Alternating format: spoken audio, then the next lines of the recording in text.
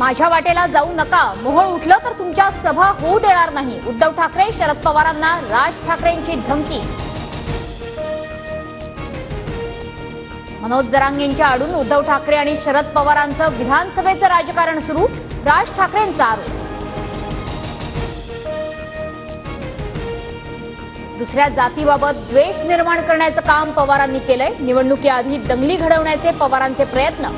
राज ठाकरेंचा गंभीर आरोप.